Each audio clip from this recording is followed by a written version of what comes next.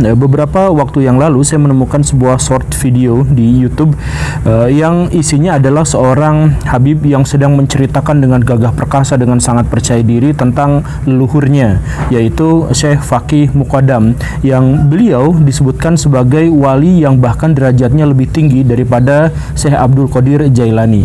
Jadi leluhurnya para Habib ini itu dikatakan, dinarasikan bahwa di dunia dia memang tidak lebih terkenal, tetapi di akhirat, di alam barzah, dia jauh lebih terkenal dan jauh lebih terpandang daripada Syekh Abdul Qadir Jailani. Wah, saya kaget seperti ini.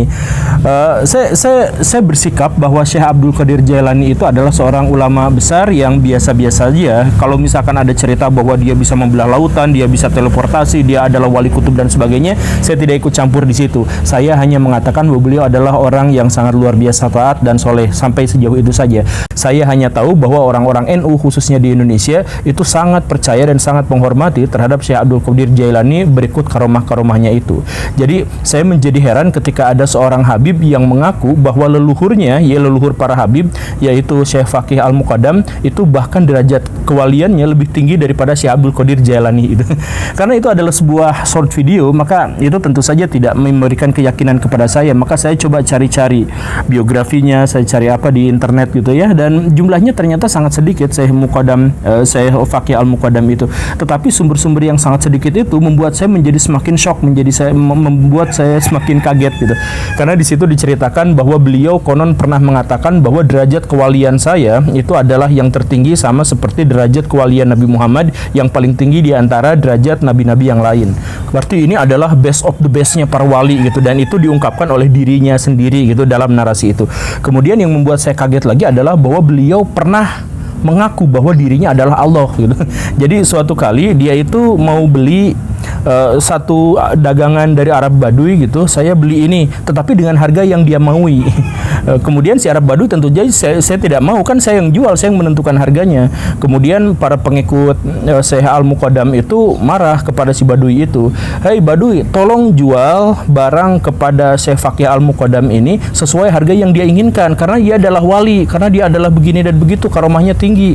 Emangnya dia Allah? Ya, saya memang Allah, dia katakan seperti itu. Tapi dengan narasi yang sebenarnya simpang siur, ada yang pengakuan, ada yang penyangkalan, tapi dinarasikan seperti itu. Nah, jadi ada pengakuan sampai bahwa dirinya itu adalah Allah gitu. Nah, gimana ceritanya? Saya juga sebenarnya ini silahkan berayo konfirmasi apakah pernyataan ini, kitab-kitabnya dan lain sebagainya itu benar atau tidak. Ketika saya mencoba untuk melakukan verifikasi, ternyata sumber-sumber yang dimaksud juga adalah sumber-sumber yang tidak bisa dijadikan sebagai patokan, pegangan gitu. Jadi apakah Syekh Muqaddam itu memang mengatakan seperti itu, tidak jelas. Apakah memiliki karomah yang seperti itu dan sebagainya, sumber-sumbernya juga tidak ada yang jelas. Tetapi bisa disimpulkan bahwa narasi-narasi bahwa Habib ini, Habib itu ternyata luar biasa, bahkan lebih dari Syekh Abdul Qadir Jailani dan sebagainya, itu menjadi narasi-narasi yang umum yang bisa kita lihat sekarang gitu. Bukan hanya pada perspektif historis, bukan soal Habib-Habib di masa lalu, tetapi bahkan Habib-Habib zaman sekarang pun dinarasikan begitu luar biasa, begitu keramat, begitu suci. Misalkan ada di satu tempat Habib yang, saya mohon maaf ya, Habib itu nampaknya sudah pikun atau mungkin lebih dari itu. Beliau perilakunya juga nampak tidak wajar gitu. Kemudian tidak memakai pakaian, hanya mengenakan sarung kesana kemari, ngerokoknya juga agak aneh gitu ya. Kemudian nampaknya juga tidak melakukan ibadah-ibadah ritual yang semestinya dan sebagainya. Tetapi dia ketika ada orang yang bertemu dengannya langsung nunduk atau apa segala rupa gitu, dia sangat disucikan, bahkan diberikan sebuah singgasana yang sangat besar, sangat luar biasa gitu, dikasih kursi yang gede gitu, kursi kehormatan sebagai seorang raja gitu. Kenapa seperti itu? Karena orang-orang percaya bahwa Habib yang dimaksud itu, yang nampak pikun itu adalah wali yang sangat luar biasa. Nah, apa buktinya? Yang pertama itu pertimbangannya sangat sederhana sebenarnya. Yang pertama itu adalah karena beliau itu Habib, dan yang kedua adalah karena pipisnya wangi. Air kencingnya, saya mohon maaf ya, air kencingnya itu wangi. Saya sih berpikirnya itu keluarganya sebaiknya mengantarkan orang yang dimaksud itu ke dokter, karena kalau ada pipisnya wangi atau bau manis tertentu, itu bisa aja kan gejala penyakit kronis, bisa aja itu kelainan genetik tertentu yang mengganggu jiwanya, mengganggu raganya, bisa aja itu adalah karena masalah-masalah yang sebenarnya sangat berbahaya. Jadi bukannya disucikan gara-gara itu, tetapi lebih baik diperiksakan ke dokter gitu. Tetapi malah dinarasikan bahwa Pak Habib yang agak pikun itu malah sebagai orang suci dan sebagainya, dan kemudian banyak orang yang mengalap berkah padanya gitu. Tapi lagi-lagi narasinya adalah bahwa Habib itu adalah suci dan keramat. Kemudian saya mohon maaf ya, ini ada salah satu tokoh terkemuka di Indonesia, Pak Habib Lutfi, itu bocoran videonya sempat keluar yang menyebutkan dan dia menceritakan dalam bahasa Arab. Dia katakan, tolong semuanya kepada warga-warga yang ada di sini, warga para Habib itu, jelaskan kepada masyarakat Indonesia bahwa penyebar ajaran agama Islam pertama itu adalah para Habib. Jadi ada semacam upaya untuk mengubah alur sejarah yang kita pahami sekarang, yang penyebar agama Islam diantaranya adalah Wali Songo gitu ya, kemudian dirubah para penyebar agama Islam itu adalah para Habib yang datang dari Yaman, yang itu adalah generasi Ba'alawi dan sebagainya dan seterusnya, yang memang dipropagandakan seperti itu. Apakah ini benar atau tidak, itu hanya dari sebuah potongan video, silahkan konfirmasi dan silahkan klarifikasi. Tetapi apakah ini memang benar-benar propaganda yang masif tentang bahwa Habib itu memang harus suci, harus dimuliakan dan sebagainya. Dan kita juga mengetahui bahwa kemarin-kemarin Pak Habib Bahar bin Smith, dan juga pernah saya sampaikan di beberapa video, beliau sampai mengatakan bahwa berguru pada seorang Habib, bahkan yang paling bodoh sekalipun, itu jauh lebih mulia, jauh lebih berkah daripada berguru pada 70 ulama. Nah, ya lagi-lagi narasinya adalah bahwa para Habib itu tinggi derajatnya, karomahnya luar biasa, kemudian keramat, kemudian memberikan keberkahan dan sebagainya. Dan kadang-kadang ada selipan-selipan bahwa narasi itu juga biasanya menyinggung-nyinggung Wali Songo gitu. Misalkan Wali Songo itu adalah gelar kehabibannya diragukan, atau bahwa mereka bukan Habib, bahwa mereka bukan penyebar ajaran agama Islam pertama dan sebagainya. Kenapa ada propaganda semacam ini dan kenapa ini muncul sekarang-sekarang gitu? Atau yang saya lihat dari awal tahun 2000-an gitu. Jadi sejak zaman reformasi sampai sekarang ternyata ada propaganda-propaganda semacam itu.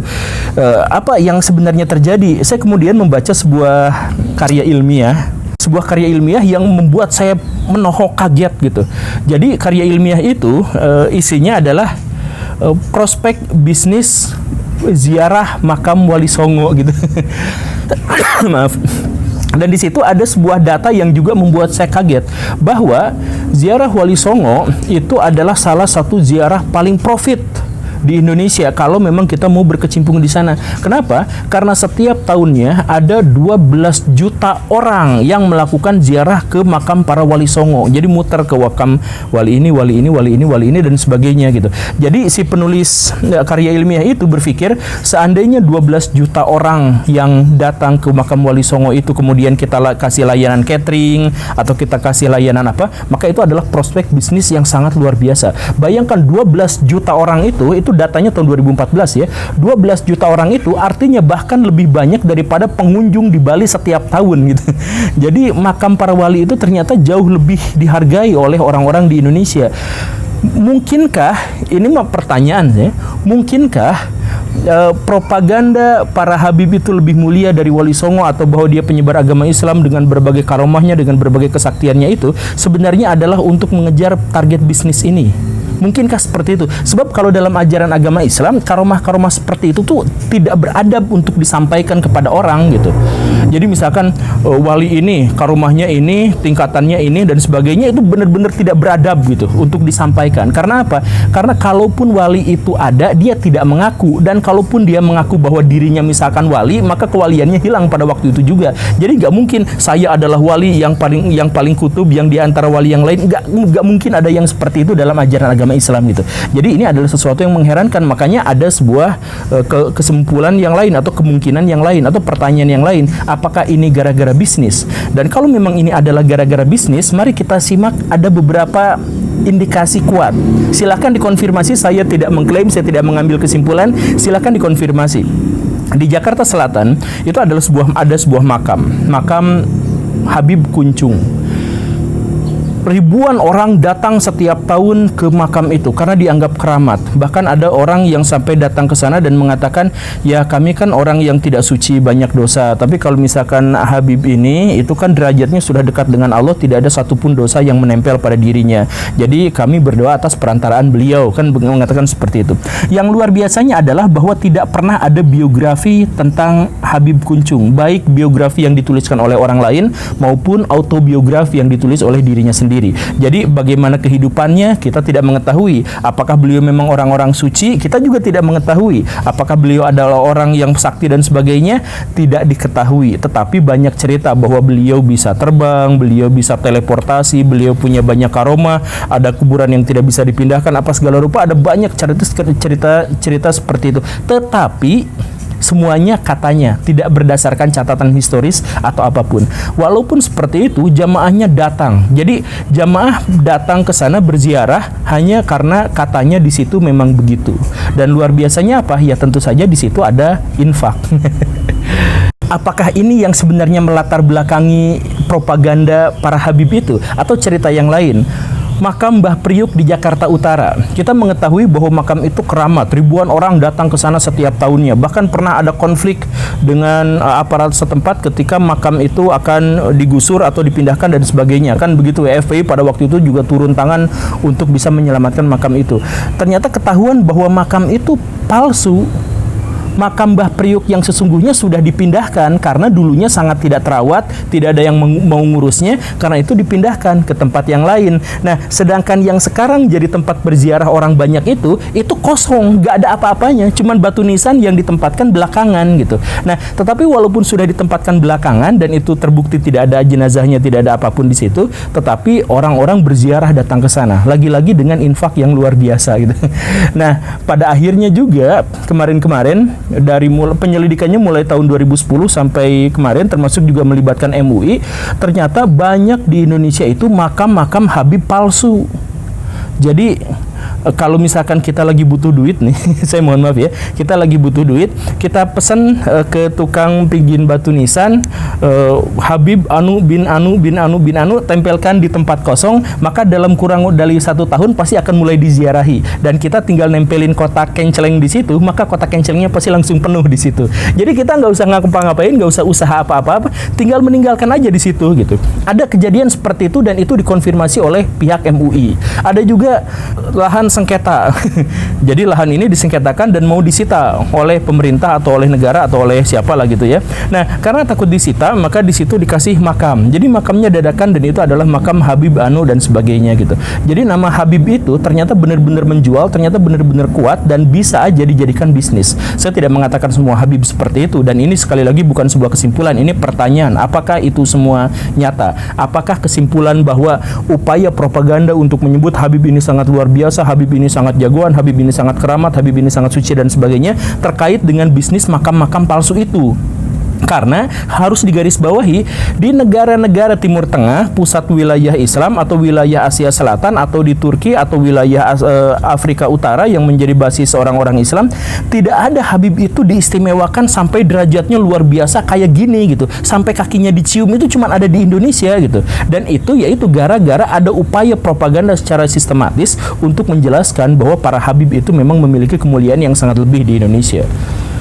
Bahkan kemarin ada sengketa lahan makam atau sengketa makam sebenarnya. Jadi kan Habib Lutfi itu mengatakan bahwa anak menantu dari Sri Sultan Hamengkubuwono II itu adalah seorang Habib. Dalam sejarahnya, yang menantunya itu bukan Habib, yang menantunya itu adalah Sumodiningrat. Tetapi Sumodiningrat itu kemudian diklaim bahwa itu adalah Habib dan makamnya itu ada di Semarang. Nah, catatan sejarah menyebutkan bahwa makamnya itu ada di Jogja, sekitaran Jogja, dan bukan Habib, tetapi dikatakan bahwa itu adalah Habib. Jadi banyak orang yang akhirnya berziarah ke makam untuk menziarahi seorang yang konon adalah seorang Habib yang namanya adalah Sumodiningrat, dan dia adalah menantu dari Sri Sultan Hamengkubuwono II. Ini polemik, ini muncul. Jadi perdebatannya sekarang menjadi hebat. Jangan-jangan ini klaim makam palsu juga karena diziarahi banyak orang, padahal catatan sejarah menyebut bahwa makam aslinya ada di tempat yang lain. Nah, ini makanya sekarang Pak Habib Lutfi, maaf, silahkan klarifikasi, silahkan konfirmasi karena umat membutuhkan penjelasan ini. Jadi makam yang benar itu di mana? Karena makam yang satu itu kemudian diziarahi oleh banyak orang dan lumayan juga di situ infaknya gitu. Ya jangan-jangan seperti itu, ada indikasi-indikasi ke arah sana gitu. Makanya harus digarisbawahi kembali, ada semacam narasi yang menjelaskan bahwa propaganda-propaganda para habib itu harus suci, harus tulus, harus bersih dan sebagainya itu sebenarnya adalah ladang bisnis, diantaranya adalah ladang bisnis makam untuk ziarah. Apakah itu benar atau tidak? Silakan klarifikasi karena sudah banyak makam-makam palsu dari habib yang ketahuan. Kalau misalkan memang ternyata dari habibnya tidak seperti itu, ya silahkan yang ini ikut membantu untuk membersihkan habib-habib palsu dan makam-makam palsu itu gitu. Tapi kemarin juga sebenarnya ada sesuatu yang sangat miris yang membuat saya tidak berani berucap lebih lagi gitu. Makanya di video ini saya tidak berani menyimpulkan gitu. Saya hanya bertanya gitu. Jadi kemarin itu, maaf ya saya cengengesan tuh karena lucu. Jadi kemarin di akhir tahun 2022 dan awal tahun sampai pertengahan tahun 2023 itu ada sebuah kasus yang sangat lucu. Ada sebuah warung milik dari Pak Wahyu. Pak Wahyu itu adalah seorang yang bapak-bapak punya anak 2 dan punya warung, dan warung itu berjualan di sekitar Yayasan Habib Anu gitu. Nah, warung itu ya sama seperti warung yang lain, itu menjadi tempat belanja warga sekitar. Tapi tak lama kemudian muncullah sebuah spanduk yang besar di situ. Dilarang keras membeli barang-barang kebutuhan pokok di warung atau di toko selain yang dinaungi oleh Yayasan Habib itu gitu. Akhirnya apa? Omset penjualan di warung Pak Wahyu itu turun drastis sampai hanya 1/8-nya saja dari omset yang biasanya. Karena apa? Karena dilarang keras membeli barang-barang kebutuhan pokok. Apa, Meng? Dilarang membeli kebutuhan pokok selain di warung yayasan itu. Nah, gitu kan. Akhirnya Pak Wahyu itu bingung. Dia ngomong ke Pak RT, ke Pak RW, "Pak, tolong dong, ini ada spanduk gini, saya jadi nggak laku bisnisnya, usahanya." Nah, si Pak RT dan Pak RW-nya nggak berani bertindak. Karena apa? Karena melawan Habib. Nanti kan karomahnya kena sama kita, nanti kita jadi kena kaya gimana-gimana. Itu kan keturunan Nabi, itu suci dan sebagainya. Jadi tidak boleh diganggu-gugat. Nah, kan akhirnya bingung. Akhirnya si Pak Wahyu itu curhat di TikTok, di video spanduknya itu, dan kemudian dikeluarkan hadis, sebaik-baiknya orang adalah yang paling bermanfaat, gitu doang, nggak ada narasi yang lain, cuman gitu doang. Tapi langsung Yayasan Pak Habib itu marah-marah dan kemudian mendatangi rumahnya, memaksanya untuk minta maaf dan menghapus video itu. Videonya dihapus, Pak Wahyunya sudah minta maaf, tapi tak berapa lama kemudian polisi datang ke rumahnya untuk memenjarakannya karena ujaran kebencian. Jadi dipenjaralah. Jadi polisi juga udah nggak berani apa-apa, langsung gercep aja, langsung tangkap, jadikan tersangka dan langsung dipidana, masuk ke dalam penjara gitu. Karena ujaran kebencian, karena telah memviralkan spanduk itu yang sebenarnya sudah dihapus dan tidak ada ujaran kebencian juga di sana gitu. Nah, jadi bisnisnya kenapa seperti itu? Karena toko itu berarti mengganggu bisnisnya warung-warung yayasan dari Pak Habib itu gitu. Jadi ini sudah masuk kategori monopoli, tetapi ya karena orang kecil, rakyat jelata, ya tidak bisa apa-apa ngelawan Habib itu gitu. Ya sama seperti saya, kalau misalkan saya bikin video ini, jangan-jangan video saya juga di take down karena karena Habib Karomah apa dan sebagainya, saya juga nggak tahu. Makanya daripada seperti itu, saya bertanya bukan mengambil kesimpulan. Gitu ya. Dan kalau misalkan Baraya mau konfirmasi langsung gitu ya, tapi Baraya tidak memiliki akses, ya udah jalan yang paling dekatnya sih sebenarnya sederhana. Baraya ikutin aja pengajian-pengajian para habib di sekitar rumah Baraya yang biasanya ada gitu. Nah, kata teman saya, bukan kata saya, kata teman saya di situ itu suka kalau ikut pengajian di situ tuh harus beli tasbih sekian dari yayasan itu, harus beli kopea, harus beli sorban sekian dari yayasan itu. Kemudian harus ikut ziarah kubur yang harganya sekian, memang sudah ada tarif-tarifnya apa segala rupa gitu. Dan mau peci, mau tasbih, mau apa, tidak boleh beli di tempat yang lain kecuali harus beli di tempat itu gitu. Nah, apakah itu benar atau tidak? Kalau memang benar, itu benar-benar kejahatan yang sangat luar biasa. Karena apa? Karena propaganda bahwa Habib itu suci dan sebagainya, yang itu sebenarnya agak menyimpang dari ajaran Islam, kemudian itu digunakan untuk meraup keuntungan, bikin makam palsu untuk dapat infak, bikin bisnis apa segala rupa kayak gitu. Nah, kalau sudah seperti itu kalau benar ya. Tapi kalau memang benar-benar seperti itu, apa tindakan yang harus kita lakukan? Apakah kita memberangus para habib? Oh, jangan. Nanti karomahnya malah takut kena sama kita. Jadi apa yang harus kita lakukan? Ya, sadarkan masyarakat, berikan penjelasan kepada masyarakat untuk tidak mudah percaya. Tapi pada bagian itu agak sulit sih, karena di Indonesia tuh masyarakat kita tuh sangat mudah percaya pada sesuatu gitu. Bahkan setiap tahun dibohongin sama partai politik, tetap aja nyoblos lagi gitu. Pas pemilu, nggak tahu gimana ceritanya. Di Indonesia tuh sinetron azab tuh terkenal gitu. Penonton ibu-ibu, bapak-bapaknya tuh banyak yang seperti itu gitu. Jadi dengan mudahnya masyarakat percaya pada hal yang seperti itu, ya agak sulit juga sih. Ditambah lagi masyarakat itu pada hal-hal yang seperti itu mudah percaya, tapi ketika dijelaskan tentang sains, dijelaskan tentang ilmu pengetahuan, mereka akan berujar, ilmu pengetahuan, ilmu-ilmu duniawi itu kan relatif. Ya aduh, jadi susah juga. Nah, kalau saya membahas tema-tema keislaman, maka saya akan mendapatkan pertanyaan yang hampir selalu sama, yaitu Pak Guru Gembul, sanad keilmuannya di mana gitu. Dan sebagainya. Barangkali juga saya yakin sering sekali mendengarkan orang-orang yang mengatakan seperti itu, baik sebagai argumentasi ataupun sebagai sebuah pertanyaan. Sanad keilmuannya apa gitu, atau misalkan jangan ikutin ulama anu mah sanad keilmuannya gak jelas gitu, atau misalkan baraya mendingan ikutan ulama yang ini karena sanad keilmuannya jelas gitu. Biasanya yang dimaksud dengan sanad keilmuan yang jelas itu adalah kiai-kiai NU. Kalau di luar kiai NU biasanya sanad keilmuannya dipertanyakan, biasanya seperti itu. Nah, berarti ini adalah identik dengan NU. Benarkah seperti itu? Sebenarnya sama sekali tidak, baraya. NU itu tidak pernah kenal dengan istilah yang namanya sanad keilmuan.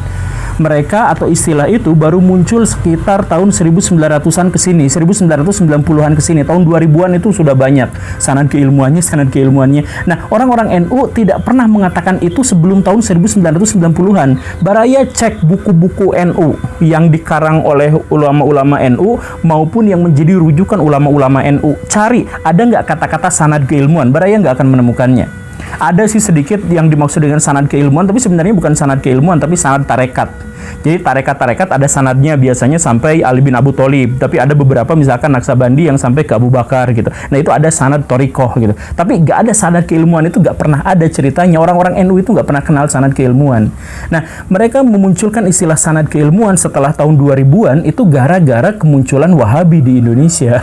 Loh, kok gitu? Bagaimana ceritanya? Jadi gini, baraya, NU itu sejak awal memang lahir sebagai reaksi atas menguatnya gerakan Wahabi di Saudi Arabia. Nah, gerakan Wahabi di Saudi Arabia itu di tahun 1990-an akhir sampai awal tahun 2000-an itu buka cabang di Indonesia. Mereka bikin universitas, mereka bikin sekolah, mereka bikin pesantren. Kemudian mereka juga bikin beasiswa untuk siswa-siswa di Indonesia yang mau belajar Islam ke Arab Saudi itu gratis gitu. Banyak yang seperti itu. Dan akhirnya ketika orang-orang yang didikan Wahabi itu dalam tanda kutip datang kembali ke Indonesia, mereka kemudian membid'ahkan orang-orang yang ada di Indonesia. Ini bid'ah, ini bid'ah, ini bid'ah, ini bid'ah.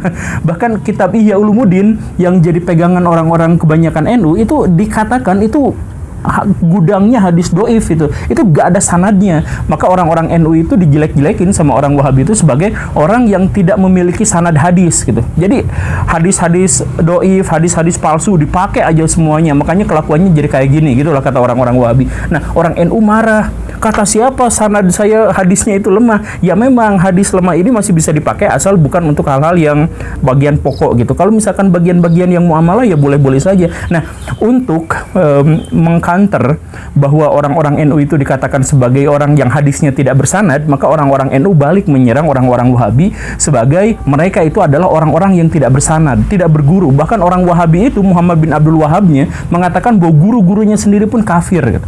Ada kemudian biasa dicuplik seperti itu gitu ya. Entah benar atau tidak, tapi memang biasanya dicuplik seperti itu. Yang menunjukkan bahwa orang-orang NU itu adalah orang-orang yang berpegang teguh pada ajaran agama Islam berdasarkan kepercayaan dari gurunya itu dari gurunya sampai Nabi Muhammad. Jadi sanadnya seperti itu. Maka ada istilah sanad keilmuan seperti itu gitu. Sebagai cara untuk mengkanter orang-orang Wahabi. Nah, jadi agama Islam itu sekarang itu menjadi semakin susah, menjadi semakin pelik. Karena apa? Karena ada kubu ini bikin aturan, ada kubu ini bikin aturan sebenarnya untuk bentrok antar kubu-kubuan yang seperti itu, antar firqah-firqah yang ada seperti itu. Tapi kalau ngomong misalkan sebelum kita analisis lagi ya, atau kita perdalam lagi, sebenarnya kenapa sih orang-orang Wahabi itu suka membid'ahkan bahwa ini bid'ah, ini bid'ah, ini bid'ah gitu ya?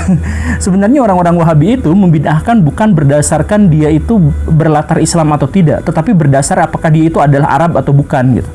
Jadi misalkan gini, ini adalah sesuatu yang baru dalam ajaran agama Islam, yaitu bedug di masjid, duduk gitu ya, bedug masjid. Itu sama orang-orang Wahabi dianggap bid'ah. Karena di zaman Nabi nggak ada itu bedug untuk memanggil orang-orang yang sholat. Karena apa? Karena bedug itu tradisi yang bukan dari Arab. Tapi kalau tradisi dari Arab, walaupun itu bid'ah, itu dipertahankan. Misalkan kubah masjid. Kubah masjid itu sudah sering saya katakan, itu sebenarnya adalah patung api. Orang-orang Majusi, orang-orang Persia itu menyembah Tuhan Ahura Mazda yang direpresentasi disimbolkan dengan api. Itu makanya atap-atap bangunan tempat peribadatan mereka itu bentuknya melengkung kubah seperti itu. Kubah itu adalah patung api. Atau orang-orang Romawi menggunakan kubah itu juga untuk memuja dewa-dewi mereka. Jadi sebenarnya itu sama-sama bid'ah. Cuman orang Arab, kalau bid'ahnya itu dari Arab, itu boleh diterima baik-baik saja. Tapi kalau bid'ahnya dari luar, itu dibid'ahkan beneran gitu. Nah, ya makanya inilah muncul perselisihan yang seperti ini gitu. Lalu sebenarnya yang mana ajaran Islam yang benar itu yang bagaimana? Kenapa yang ini salah, yang ini salah? Ya sebenarnya ada di antara mereka itu yang benar, ada di antara mereka juga yang benar. Mau NU banyak yang benar, tapi ada salahnya. Mau yang Wahabi juga banyak benarnya, tapi ada salahnya. Yang salah itu apa? Yang salah itu adalah mereka yang fanatik pada golongan. Kan aturannya begini Baraya. Dalam Islam itu sudah dipastikan bahwa Muslim itu setelah Nabi Muhammad meninggal itu pasti berbeda pendapat. Itu dipastikan. Dan Nabi pasti sudah mengatakan seperti itu. Quran juga sudah pasti menjelaskan seperti itu. Yang dilarang itu adalah berpecah belah. Jadi berbeda pendapat itu boleh, tapi berpecah belah itu tidak boleh. Makanya nanti ada sebuah hadis. Hadis itu mengatakan bahwa umat muslim itu akan pecah menjadi 73 golongan. Yang selamat itu hanya satu, yaitu al-jamaah. Al-jamaah itu apa? Al-jamaah itu adalah yang berjamaah, yang ada dalam satu kesatuan. Jadi mereka berbeda pendapat satu sama lain, tetapi mereka tetap ada dalam satu jamaah. Tidak menjelekkan, tidak mengkafirkan, tidak menista, tidak menghujat, dan sebagainya. Bahkan misalkan kalau ada seorang muslim yang dia memaki-maki muslim yang lain karena dasar agamanya, maka dia orang itu adalah orang yang fasik. Itu hadisnya jelas. Kalau ada orang muslim yang mengkafirkan muslim yang lain, dialah yang sebenarnya kafir. Itu juga hadisnya sudah jelas. Tapi hadis-hadis yang semacam itu diabaikan karena muslim sekarang itu lebih suka atau lebih cenderung pada golongannya masing-masing. Dan golongan itu kita lihatlah di forum-forum diskusi, di internet, di debat apa. Orang NU menista, menjelekkan, orang Wahabi mengejek dan sebagainya itu banyak. Orang Wahabi juga seperti itu banyak gitu. Karena apa? Karena mereka itu bukan memperjuangkan Islam, mereka itu memperjuangkan penafsiran mereka terhadap ajaran agama Islam. Nah, jadi ajaran yang benar atau mana yang Islam yang otentik itu yang bagaimana? Ya Islam yang otentik itu adalah Islam yang tidak terpecah belah, Islam yang tidak bercerai belah, yang tidak bikin-bikin cerita sendiri. Jadi gini, ini hadis Nabi. Makanya Nabi itu kayaknya sudah meramalkan apa yang terjadi sekarang. Nabi itu ngomong kayak gini, pernah ditanya kayak gini sama para sahabat. Ya Rasul, aduh makasih banget karena selama ini sudah dituntun ke jalan yang benar. Dulu kami itu hidup di zaman jahiliyah, kami itu ribut sama satu sama lain, perang satu sama lain, membuat anak istri kami itu hidup dalam penderitaan yang terus-menerus. Sekarang sudah Islam datang, engkau mempersatukan kami semua dalam keimanan dan seterusnya, dipuji-puji Nabi Muhammad. Terus para sahabat itu bertanya, nanti setelah perdamaian ini, setelah keindahan ini, apakah ada keburukan? Nabi Muhammad mengatakan, iya, akan ada keburukan. Loh, keburukan itu bagaimana? Keburukan itu adalah ketika umat muslim itu bikin firqah-firqah sendiri, bikin kelompok-kelompok, bikin aliran-aliran sendiri, kemudian mereka menjelekkan kelompok-kelompok yang lain. Kata Nabi seperti itu. Waduh, kalau gitu, kalau saya hidup di zaman itu, apa yang harus saya lakukan ya Rasul? Kemudian Nabi mengatakan, berpegang teguhlah pada apa yang difatwakan pemimpin di antara kalian, atau ulil amri di antara kalian, atau khalifah di antara kalian. Begitu. Jadi pegang teguh yang situ, yang beda-bedanya abaikan aja. Nah, tapi gimana kalau di masa itu tidak ada pemimpinnya? Kata Nabi, ya memang di akhir zaman itu tidak akan ada pemimpinnya. Kalau kalian hidup di zaman itu, maka jangan pernah, ingat kata Nabi, jangan pernah ikutin firqah apapun. Tetap aja pada Islam jamaah, jangan ikut pada firqah-firqah itu. Bahkan ketika kalian harus mati sambil menggigit akar pohon yang keras, jadi matinya itu menderita banget gitu, sampai gigit akar pohon sekeras-kerasnya, kalian mati dalam kondisi seperti itu, jangan pernah ikut-ikutan firqah-firqah itu. Jadi apa? Jadi maksudnya tetaplah berjamaah, tetap ada dalam satu kesatuan, jangan menghujat, jangan menjelekan, jangan apa gitu. Loh, apakah dengan demikian kita nggak boleh ikutan NU, Muhammadiyah, Wahabi, apa dan sebagainya? Ya bukan seperti itu. Baraya boleh tetap ikutan NU, tapi jangan asobiah, jangan menganggap bahwa kelompoknya itu yang paling benar, yang lain salah. Banyak kan orang-orang NU yang kamu belajar lagi sana Islamnya gitu. Itu orang yang mengatakan seperti itu udah kalau mati di situ itu susah masuk surga gitu. Karena ada sedikit, bahkan banyak di situ, ada banyak kesombongan di situ. Kamu belajar lagi sana. Berarti kan dia yang sebenarnya yang sudah belajar banyak gitu kan. Sebenarnya yang seperti itu. Nah, itu jangan yang seperti itu. Jangan menganggap bahwa NU itu yang terbaik. NU itu ada baiknya, ada buruknya, sama seperti buatan manusia yang lain. NU itu buatan manusia, Wahabi itu buatan manusia, semuanya itu buatan manusia. Jadi ada baiknya, ada jeleknya. Jadi jangan mentang-mentang saya itu hanya kami yang kelompok sunnah, yang kelompok yang lain itu tidak. Bahkan sekelompok ulama-ulama Wahabi itu sampai mengatakan bahwa perpecahan itu sudah ditakdirkan sama Allah. Jadi kalau bercerai-berai biarkan saja, yang penting kita tetap ada dalam firqah kita. Itu kan celaka yang seperti itu. Jadi mentang-mentang ditakdirkan. Jadi kalau misalkan mentang-mentang ditakdirkan ada setan terus kita ikuti, ya kan enggak juga. Mentang-mentang Dajjal nanti turun di akhir zaman maka kita akan mengikuti, ya enggak juga kan. Mentang-mentang Allah kemudian mengatakan bahwa umat muslim itu akan terpecah belah, kemudian dia membenarkan pecah belah itu, ya enggak juga kan. Yang paling penting itu adalah bahwa poinnya kita semua akan berbeda pendapat, tapi jangan pernah berpecah belah. Begitu.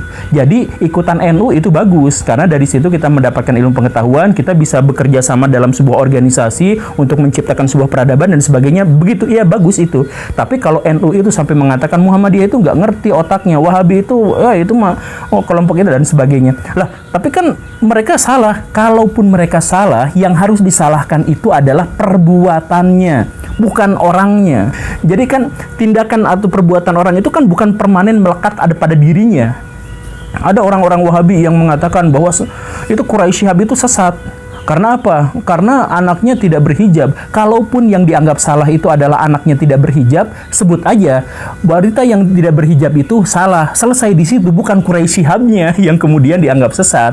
Ya kan, pernyataan beliau itu tidak permanen. Pernyataan beliau itu hanya satu atribut dari apa yang beliau gagas, bukan pribadinya. Kalau pribadinya itu adalah milik Tuhan, nggak bisa dihakimi sama orang yang lain gitu. Jadi kalau misalkan ada perbedaan antara NU dengan Muhammadiyah, NU dengan Wahabi dan sebagainya, lihat baik-baik perbedaan pendapat. Lah, jadi nanti gimana kita memilah yang benar dan yang salah? Ya, fokusnya adalah, kan kata Nabi ya, nanti umat muslim itu akan berpecah belah, maka yang benar itu adalah kembali ke dalam Quran dan Sunnah gitu. Bukan Quran dan Sunnah yang ditafsirkan oleh ulama kami, ya bukan seperti itu. Ikutlah pada Quran dan Sunnah, yang seperti itu saja, selesai gitu. Misalkan Baraya pengen memelihara anjing, tapi Baraya melihat bahwa Imam Syafi'i mengharamkan kita untuk memelihara anjing karena anjing itu najis, semua badannya najis. Baraya bingung, aduh gimana nih? Baraya lihat Imam Malik, oh kata Imam Malik mah boleh memelihara anjing karena para sahabat juga berburu dengan anjing dan hewan buruan yang sudah diburu sama anjing itu boleh dimakan walaupun tidak disembelih. Wah, gimana ini? Nah, dua pendapat itu Baraya milih yang mana? Baraya milih yang manapun itu adalah pendapat manusia. Itu fatwa. Baik orang-orang yang mengatakan itu, mau Imam Malik, mau Imam Syafi'i, mengatakan itu fatwa. Fatwa itu rekomendasi untuk memudahkan Baraya, biar Baraya nggak mengambil hukum sampai ke dalam-dalamnya, nggak usah, ikutin aja pendapat mereka. Tapi kalau nggak mau ngikutin pendapat mereka, ya boleh. Jadi kita nggak usah mensakralkan ulama-ulama sampai ulama yang lain yang berbeda pendapat salah, ya enggak, biasa aja, ikutin saja Islam, bukan ikutin tafsiran pada Islam. Kalau Baraya mau ikutin tafsiran pada Islam boleh, tapi jangan disakralkan. Biar kita tidak bercerai-berai, biar kita bersatu dalam satu kesatuan sehingga kita membangun peradaban yang rahmatan lil alamin. Terima kasih karena sudah menyimak. Saya Guru Gembul. Assalamualaikum warahmatullahi wabarakatuh.